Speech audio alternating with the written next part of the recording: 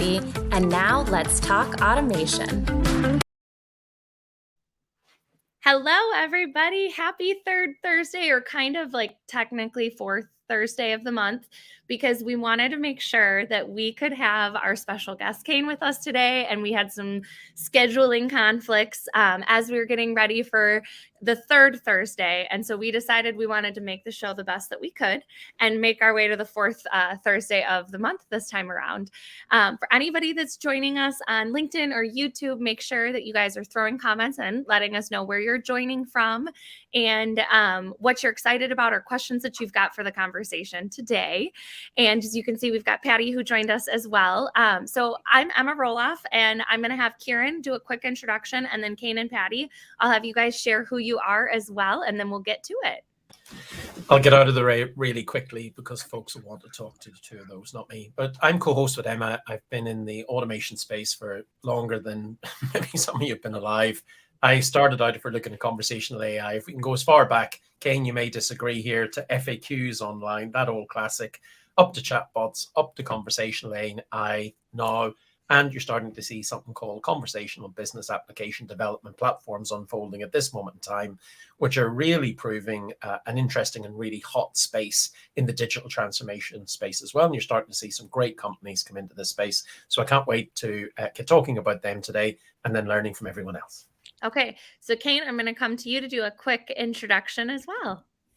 Thank you very much. Thank you for having me. Very impressive introductory video there. It makes me think that we need to get some of this kind of professional setup on our side. But yeah, I'm Kane Sims. I'm the CEO and founder of VUX World over there. And we are a conversational AI consultancy. We help organizations set up their strategies, find the right technologies, build the right teams, educate those teams, and also design and develop and implement and optimize these solutions. We've been running a podcast as well for the last 4.5 years, so people might be familiar with the VUX World podcast, diving into the ins and outs of conversational AI and natural language processing. We run quite a popular newsletter on the same topic, and the website, we're always publishing articles, thought leadership, and all that kind of stuff. So we're part education, part consultancy. Don't be fooled by that video. As we talk about low code stuff, that's the power of Canva. Everybody. Nice. Even people like me suddenly look like video editors. Before I come to you real quick, Patty, I do want to throw up a couple of comments that we're getting from folks joining us. It looks like right now we've got a pretty good showing here in the US of people joining the conversation. So especially if you're joining us from somewhere else, let us know so that we can see where we have friends from all over the world coming in today. And with that, Patty, can you give everybody an introduction as well? Hi, I am Patty Boland. As I have mentioned to Emma and Kane, this is exactly my third rodeo, so please be a little extra patient with me.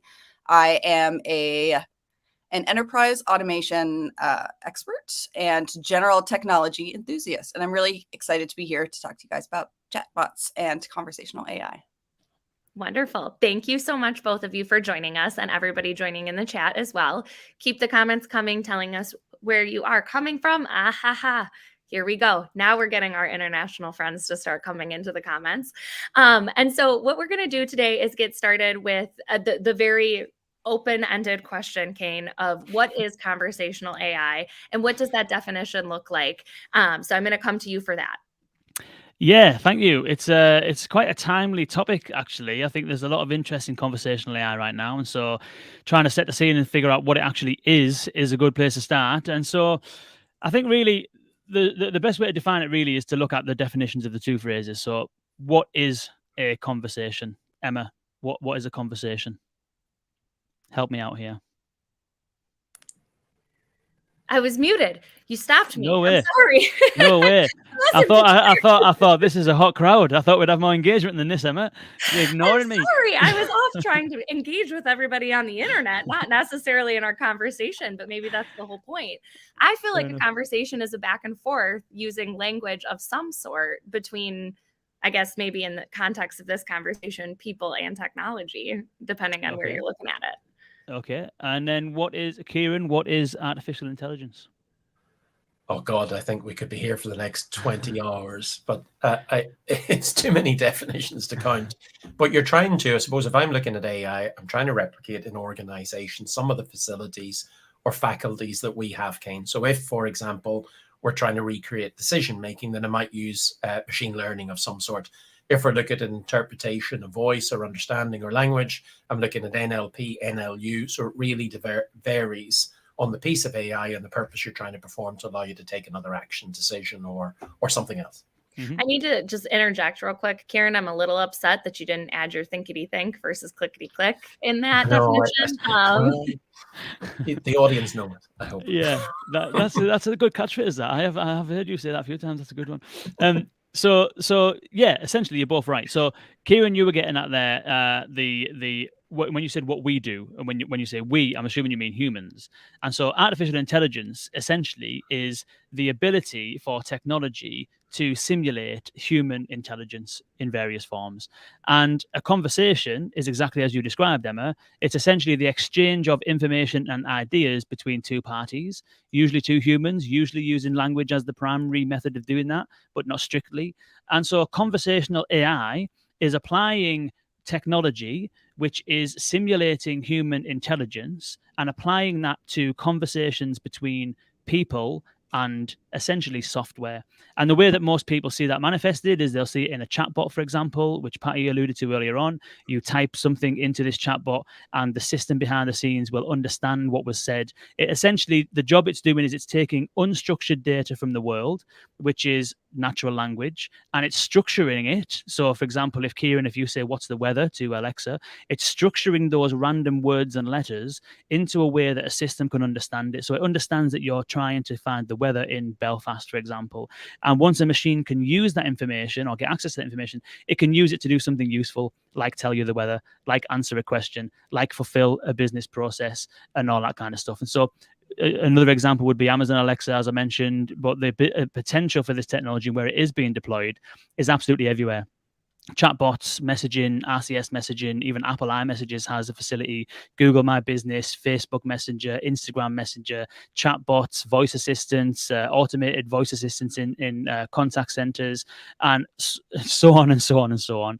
And so fundamentally, to define what conversational AI is, it is some degree of automated conversation between a human and technology in order to fulfill a goal or an outcome. But it doesn't necessarily have to be a conversation as such, though, because there is conversational AI technologies that would monitor or listen into a conversation between two humans in order to extract some information from that conversation so that, again, it can be used for some use after that, such as diarizing speakers as we're talking now. If you wanted to transcribe this episode, you could use conversational AI to diarize who's speaking when. You could do it for topic summarization. You can do it for call analysis. You can do it to help agents do like next best actions and things like that. And so it's really the technology surrounding it is natural language processing, and it's applying natural language processing to conversations to take unstructured data, structure it, and do something useful with it. Just to be clear, the weather in Belfast is awful all the time, by the way. You don't need AI to tell you that, Kane. It's just different day, different coat. So, that's as good as it gets. It's the same in Harrogate where I am now. I've lived here for 12 months, and I've realised that after 12 months, the summer here lasts about 2 months. And so I don't know, I don't know what's going on. Yeah. Try living in Wisconsin, you guys. I promise our weather is no better. In Atlanta, we have about 10 months of summer. So the opposite. I've got, as soon as I poked that we didn't have any of our international guests joining into the chat to tell us where they were coming from, we got a nice flood of everybody telling us where they are. And we've got a crew coming in from all over the world.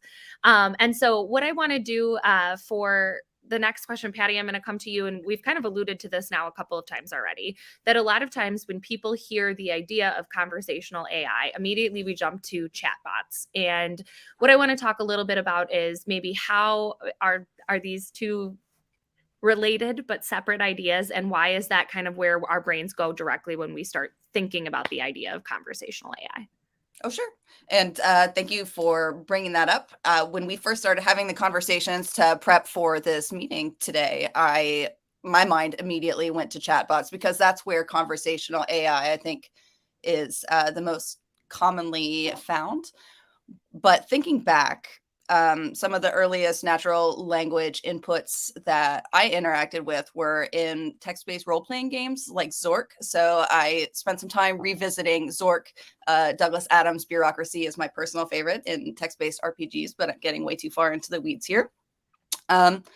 really interesting how this has been one of the goals of technology since it first came into our homes is let me tell this machine what I want it to do, and then it just does it. With Zork and some of the earlier form factors, you had really picky particular syntax, so it wasn't especially friendly, but we've seen the syntax get easier and easier to interact with.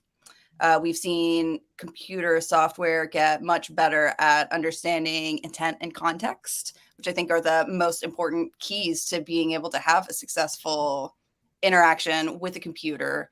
And then the conversational AI that we are seeing now is really what is driving the effective understanding of natural language. It's really fascinating to see the evolution of it go in that direction. It can be really transactional to have a lot of, I guess, clickety-click bots that are designed only to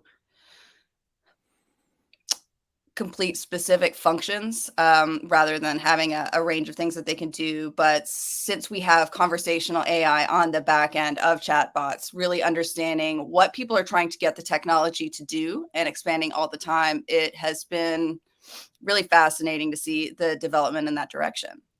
My opinion is that it's not artificial intelligence unless there is some ambiguity that has to be interpreted by the program. If you just go into a conversationally structured interface and you say, I want to update my account credit card, to me, it doesn't count. But I would be really interested in hearing from some of the other folks, the other experts on this call, about where they choose to draw the line. Is there a semantic line? So much of technology seems like a semantic argument. Is that what this is?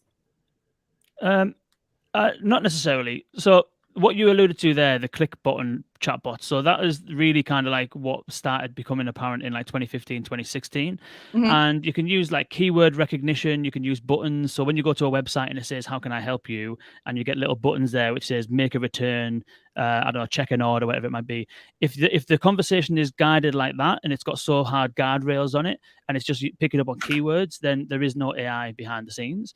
And you kind of alluded to it there in terms of recognizing ambiguity. Fundamentally, a chatbot is the front end, is the way I describe it. A chatbot is the front end. A chatbot can use AI or not use AI. It's entirely dependent on how it's implemented. A chatbot that uses conversational AI is using a suite of artificial intelligence technologies. So it's using natural language processing, or rather natural language understanding, which is a subset of natural language processing. It's likely using, it could be using natural language generation for the responses.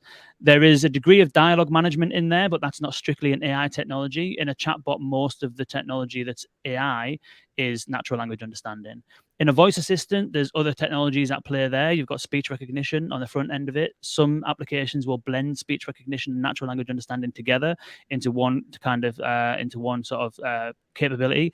And so really for me, the fundamental difference, and funnily enough, I've literally written this article last week. I'll stick it in the chat there if anyone's interested. The fundamental difference is that a chatbot describes the channel. It describes the modality. Fundamentally, a voice assistant can be a chatbot because you're still chatting to it. A messaging application can be a chatbot because you're chatting to it. The difference between chatbots and conversational AI is a chatbot describes the front end and conversational AI describes the suite of technologies that's used in order to comprehend that unstructured language and make sense of it to do something useful with it. So chatbot is any chat interface where people are providing input as they would if they were having a conversation with a person. That's how I describe a chatbot. Is it still a chatbot if it's human in the loop? It's there's piece. Well, it depends how you define bot. A bot I would define as an automated agent that's capable of doing things on its own with a degree of autonomy. Human in the loop. There's not actually many instances of human in the loop chatbots that are around. A lot of them escalate to a human, in which case it stops being a bot and it starts being a human. There's a company called Interactions which does do literal human in the loop. So if the chatbot recognizes or doesn't recognize something that someone says, it will throw a human onto it. The human will classify it, move the conversation on, and then the human will get out of the way again and the conversation will continue. So in that instance, technically it's a chatbot. Yeah, it's really, really cool, really impressive. I've seen very few companies doing that. So the way I describe chatbot, I was going to say here, hold on, we'll get lost in this conversation. I was going to say, please back and forth, but actually, so we got a question that lends really well to some of what we also had planned to kind of talk about. So Tim ask the question of, how is this changing the future of work? And I think this lends really well to what I was going to ask you about, Kieran. And this is one of our favorite topics on the third Thursday, is the idea of, as we're looking at these emerging technologies, what does that balance between technology and humans look like, and how do we find that balance as we move forward? And I think that question is really key to this idea of what does the future of work look like as it's tied to the use of conversational AI.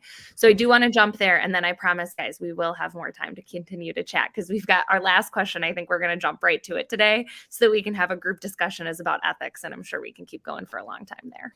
I think 30 minutes won't definitely be enough today, but we'll try and respond to every question in the background as well. I'll try and do 2 minutes, not the usual 4, Emma, when they answer these things here. There's always been this debate, computer, human, and human, or whatever else. But let's drop back. For me, technology, it's not about having a great technology experience. It's about having a great human experience. And therefore, the technologies that we've got today, we're talking about conversational AI, unless you explain some of the terms, because I know we mentioned multimodal earlier on, and Kane was mentioned earlier on. The input that you put into whatever it is, this front-end interface can be voice, can be text, can be images, it can be anything at all that allows you to interact to try and get some intelligent answer. And I'm actually seeing a lot of technologies out there at this moment that where you were talking, Patty, about human in the loop, then they're starting to appear. So there's one I've seen recently. I'm quite excited about this technology from Druid. And I got to see a demonstration from the company because I'm checking a lot of tech all the time. It's the one that actually stood out for me. And it was, in that instance, Patty, it was a person in a contact center who was engaging with someone in an insurance transaction. And what they were doing was actually engaging in real time. So what the agent seen and the customer seen were the same thing. There was, as Kane mentioning earlier on, next best action. This was a really great user interface. It wasn't, yes, no, yes, no. It was full dialogue. The application itself was actually integrated with OCR. There was AI in the background. So all of a sudden you asked for the ID, you could get that, it could scan it, it could strip out information if the information wasn't correct, or if it was, you could validate it, you could edit it. You could do what I call proctoring in the education sector, which is you want to be sure that the person you're talking to make the claim in the insurance world is actually them. So it flicked you into the video camera. And when you watch this experience in real life, you were going, oh my God, that's what I want to see. As a person, I want to be able to do this myself. As an agent, I want to understand what the person's doing. I want all this information been aggregated and coming from all the different disparate systems that are sitting in the background.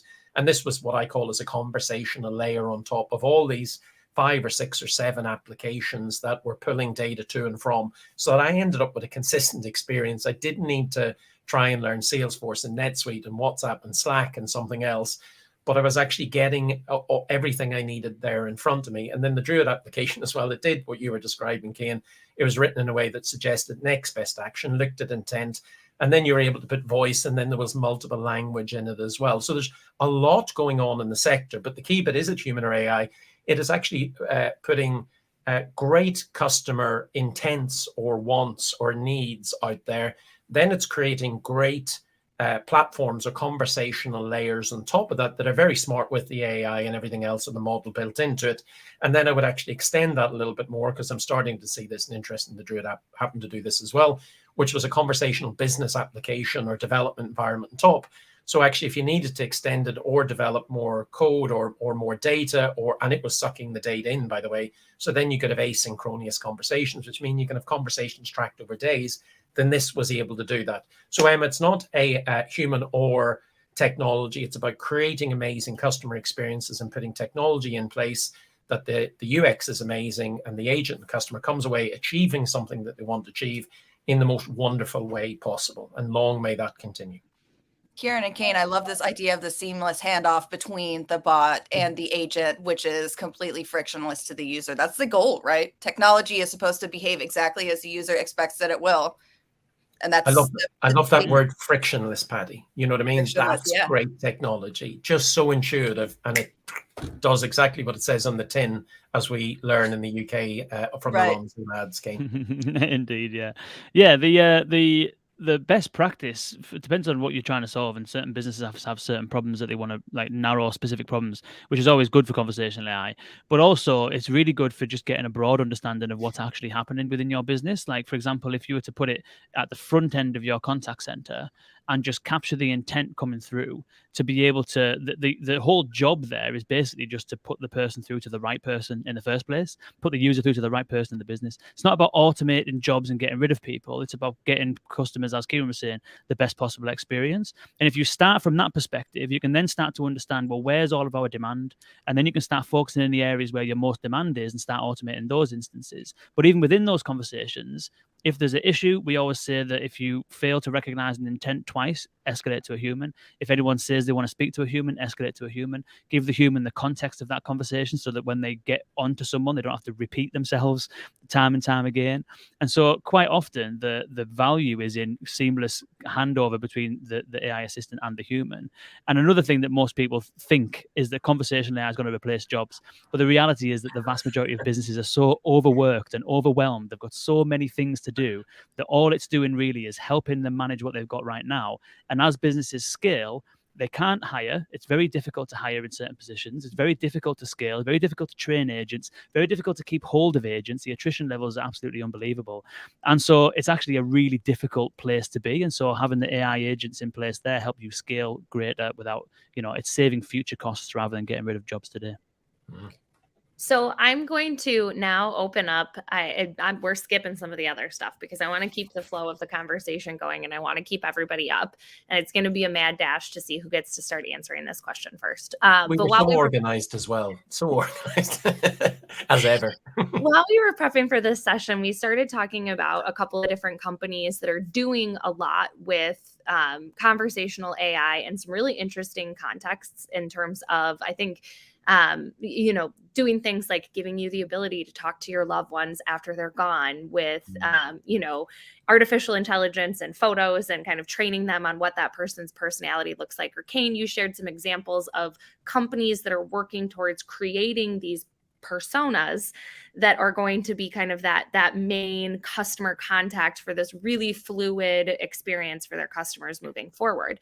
But as we start to look at these, unique use cases where we're really changing the way that we interact with this technology, what are the ethical implications of that? And what do we need to be thoughtful of as we are shaping this new dynamic of technology for ourselves? So there's someone mentioned that in here about biases and stuff like that. So ethically, it's a minefield, and the industry in general is not considering it. Like we are at one of the events I was at last week. I asked the question, and who considers ethics as part of their strategy? And nobody put the hand up in the room. We've also got a maturity assessment, which we do to judge the readiness of an organization to implement conversational AI and also to help scaling teams get better. And in there's a question about ethics, and hardly anybody says that they consider ethics as part of their program. So it's something that nobody's considering at the moment. Yet, when you think about it, if you're using voice as a channel, all of the technology has inherent bias in it that you can't do anything about because nobody's building their own speech recognition engines. You'll be using third-party speech recognition providers.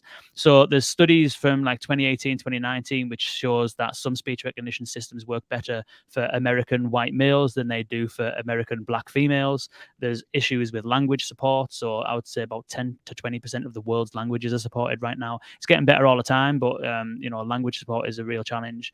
But then also, from an ethical point of view, as businesses start implementing these conversational AIs, and my view is that it will become a situation where every customer touch point is mediated by a conversational AI.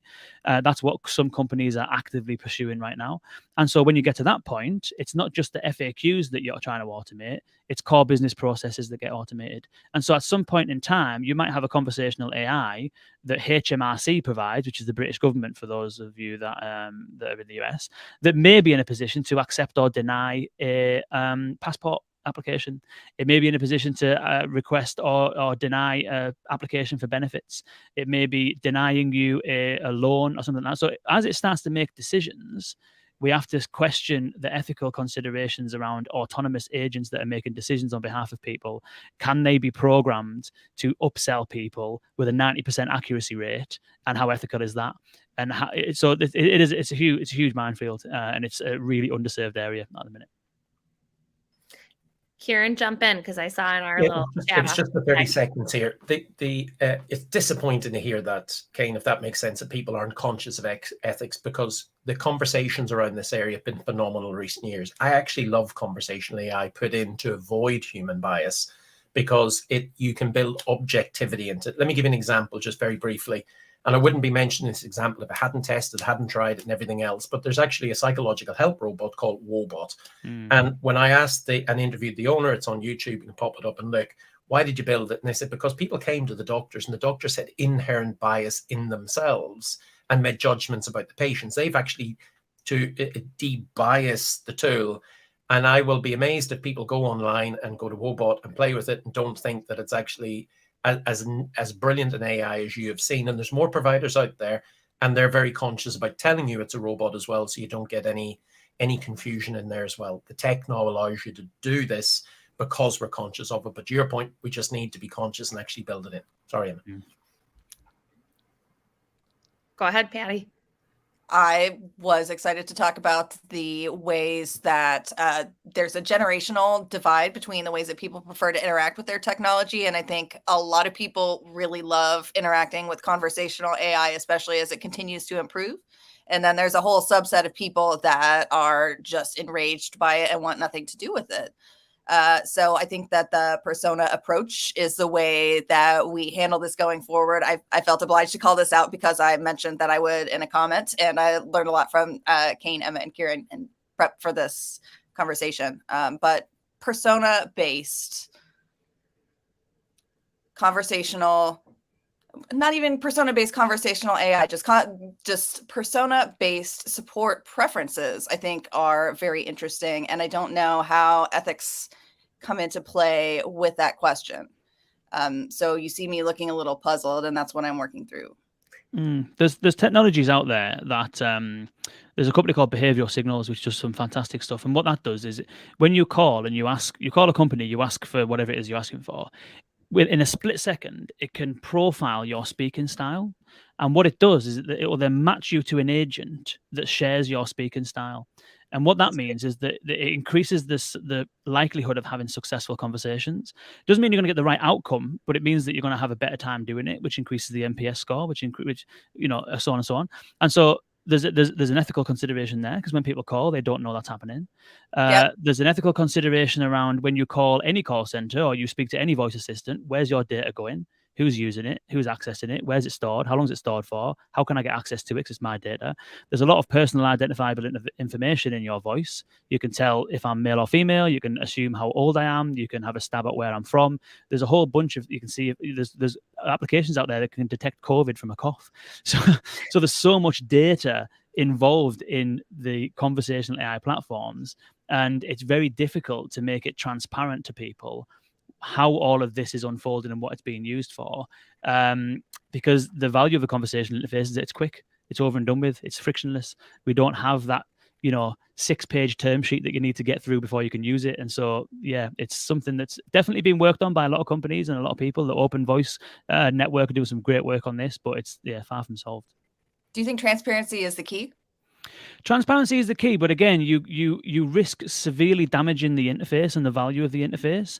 Like, there was an example before of a company in Germany that were building a skill for Alexa, and it was very similar to Wobot, Kieran, and what they wanted to do is provide some real guidance for people who have certain health issues, mental health issues.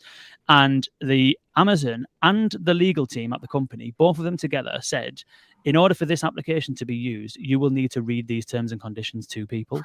And those terms and conditions were like a page long. If you read the page of terms and conditions before somebody gets access to a feature that's supposed to be a frictionless, quick voice interface, you've completely eradicated the point of it being there in the first place. So you have to be transparent, of course, but you need to use conversation design to be transparent in the right way and give the right information at the right time without diluting the interface and without kind of getting in the way and making it clunky and over the top. So the oddity is we have all these biases built into contact centers without the technology. And arguably, Patty, if you're transparent about one, you would have to be transparent about the other, because the same data issues simply, Yeah. The thing is as well, though, we're talking a lot about ethics, and without a shadow of a doubt, it's a massive area, and we could talk about this for days. having said that, we can't detract from what's actually being accomplished, even if there is some elements of exclusion in part. What it does enable for those that are using it or that want to use it, some people actually don't want to, and that's fine. It's the same thing as putting a self-service web interface. Not everyone's going to want to use it, and that's fine. It shouldn't exclude people, obviously, but the value that it's bringing currently for the people that do use them successfully is immense. And so it's just a case of chipping away at it, incrementally making improvements, and so that we can increase the accessibility of it, increase the availability of it, and yeah, it's a process. I think that's the bit we need to do better at, is explain the use cases, because Emma, and we're probably nearly up out of time here. You finish your thought. But see the number of use cases we mentioned alone in this conversation. It's phenomenal, because talking insurance, investment, mental health, debt collection, you name it, we have mentioned so many different areas, HR, finance, whatever. That's the joy of the conversational AI platform, with AI built into it, with the data analytics behind it, making it multimodal with varieties of interfaces. It's just the feature set that you can have to run your organization with, something so natural as conversation. That's the power of this technology, and that's the exciting part that we're going to see moving further ahead, including all the ethics and everything else. And as I said, they're already built into us as humans. Maybe the transparency behind this helps that industry or all those functions as well. Let's see. So now I get to be. Oh, go ahead. I would just say that the last comment.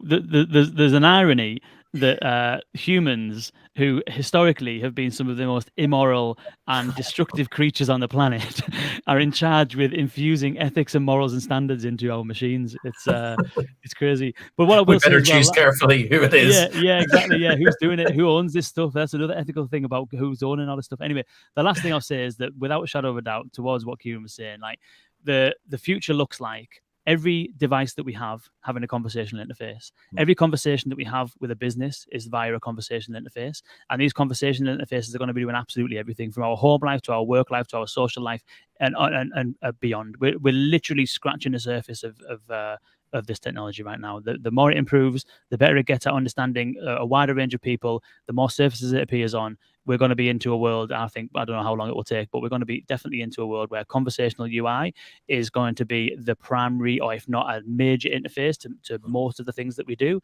And I always say that voice is the second to last interface that we'll ever need beyond brain implants.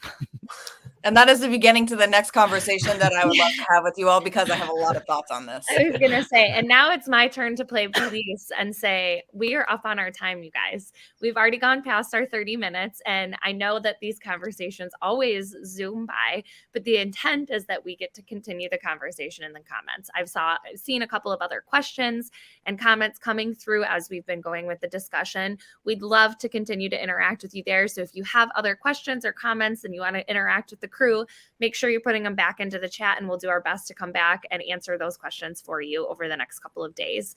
But thank you both for joining Kieran and I. I really loved the conversation today, and I think based on how active the comments were as well, everybody joining us did.